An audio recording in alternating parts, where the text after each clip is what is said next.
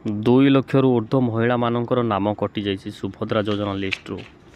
ଦର୍ଶକ ବନ୍ଧୁ ଜାଣି ରଖନ୍ତୁ ଯେ ଯେଉଁ 2 ଲକ୍ଷ ମହିଳାଙ୍କର ନାମ କଟିଛି ସେମାନେ ପୂର୍ବରୁ ସୁଭଦ୍ରା ଯୋଜନା ଟଙ୍କା ପାଇ ଆସୁଥିଲେ। ସେମାନେ ପ୍ରଥମ କିସ୍ତି ଟଙ୍କା ମଧ୍ୟ ପାଇଛନ୍ତି ଏବଂ ଦ୍ୱିତୀୟ କିସ୍ତି ଟଙ୍କା ମଧ୍ୟ ପାଇଛନ୍ତି। ତଥାପି ସେମାନଙ୍କର ନାମ କଟିଯାଇଛି। ନାମ କଟିଛି କେଉଁଥିପାଇଁ ଜାଣି ରଖନ୍ତୁ। ସେମାନଙ୍କର ଏଇ ଯେଉଁ ଫର୍ମଟି ଦେଖୁଛନ୍ତି ଆପଣମାନେ ସୁଭଦ୍ରା ଯୋଜନା ଯେତେବେଳେ ଆପ୍ଲାଏ କରିଥିଲେ ଏଇ ଫର୍ମ ମାଧ୍ୟମରେ ହେଲା ଏଇ ପଛପଟେ ଯେତେ ସବୁ ଟିକ୍ ଚିହ୍ନ ପଡ଼ିଛି ଦେଖୁଛନ୍ତି ସବୁ ମାପଦଣ୍ଡ ଅଧୀନରେ ଥିଲେ ସେମାନେ ସେତେବେଳେ ହେଲା।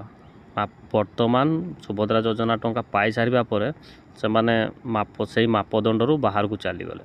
ବାହାରକୁ କେମିତି ଚାଲିଗଲେ ନା ସେମାନେ ଏଠି ଯେଉଁ ମାଗିଛି 4 ଚକିଆ ଗାଡ଼ି ନଥିବ ସେମାନେ ପରେ 4 ଚକିଆ ଗାଡ଼ି କରିଛନ୍ତି। ତାହା ଫଳରେ ସେମାନେ ସୁଭଦ୍ରା ଯୋଜନା ଲିଷ୍ଟରୁ କଟି ଯାଇଛନ୍ତି। ଏବଂ ଏଠାରେ ଆଉ ଗୋଟେ ପଏଣ୍ଟ ମାଗିଛି ଯେମିତିକି 5 ଏକର ଅଣଜଳସେଚିତ ଜମି ଏବଂ 5 ଏକର ଜଳସେଚିତ ଜମି ଏବଂ 10 ଏକର ଅଣଜଳସେଚିତ ଜମି ଥିଲେ ସେ ଇଲିଜିବଲ୍ ହେବେ ନାହିଁ। ତ ଯେତେବେଳେ ତାଙ୍କର ନଥିଲା ସେତେବେଳେ ସେମାନେ ଏଇ ଫର୍ମଟି ଆପ୍ଲାଏ କରିଥିଲେ, କିନ୍ତୁ ଯେତେବେଳେ ସେମାନେ ସୁଭଦ୍ରା ଯୋଜନା ଟଙ୍କା ପାଇ ଆସୁଥିଲେ ସେଇ ମଝିରେ ସେମାନେ କେବେ ଜମି କିଣି ଦେଇଛନ୍ତି 5 ଏକର କିମ୍ବା 10 ଏକର।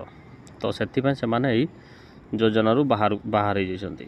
ତ ଆଉ ଗୋଟେ ପଏଣ୍ଟ ଏଠି ଅଛି ଯେଉଁଟାକି ଆପଣ ଆୟକର ମାନେ ଟ୍ୟାକ୍ସ ଦେଉନାହାନ୍ତି। ତ ଟ୍ୟାକ୍ସ ଦେଉନାହାନ୍ତି କିନ୍ତୁ ପରେ ଆପଣ କିଛି ଇନକମ୍ ଟ୍ୟାକ୍ସ କିମ୍ବା ଗାଡ଼ି ଫାଡ଼ି ଆଣିକି ଯଦି ଟ୍ୟାକ୍ସ ଦେଉଥିବେ ସେତେବେଳେ ସେଇ ସ୍ଥାନରେ ସେମାନେ ବାଦ ପଡ଼ିଯାଇଛନ୍ତି।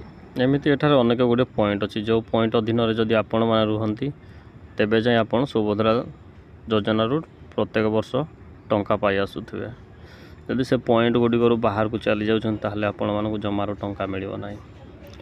ତ ଦର୍ଶକ ବନ୍ଧୁ ବାସ୍ ଆଜିର ଭିଡ଼ିଓରେ ମୁଁ ଖାଲି ଆପଣମାନଙ୍କୁ ଟିକେ ବତେଇବାର ଥିଲା ଯେ ଏଇଭଳିଆ ଏଇସବୁ ପଏଣ୍ଟ ଗୁଡ଼ିକ ଅଧୀନ ରହିଲେ ଆପଣମାନେ ଟଙ୍କା ପାଇବେ, ନହେଲେ ଆପଣମାନେ କେବେ ହେଲେ ଟଙ୍କା ପାଇବେ ନାହିଁ, ନାମଟି କଟିଯିବ। ତ ଆଶା କରୁଛି ଭିଡ଼ିଓଟି ଯଦି ଭଲ ଲାଗିଥିବ ତାହେଲେ ଗୋଟେ ଲାଇକ୍ କରିଦେବେ। ଯଦି କିଛି ଡାଉଟ୍ ରହିଲା ବୁଝି ନ ପାରିଲେ ତାହେଲେ କମେଣ୍ଟ ମାଧ୍ୟମରେ ଜଣାନ୍ତୁ। ଆଜି ପାଇଁ ବିଦାୟ ଦିଅନ୍ତୁ। ରହିଲି। ଜୟ ଜଗନ୍ନାଥ।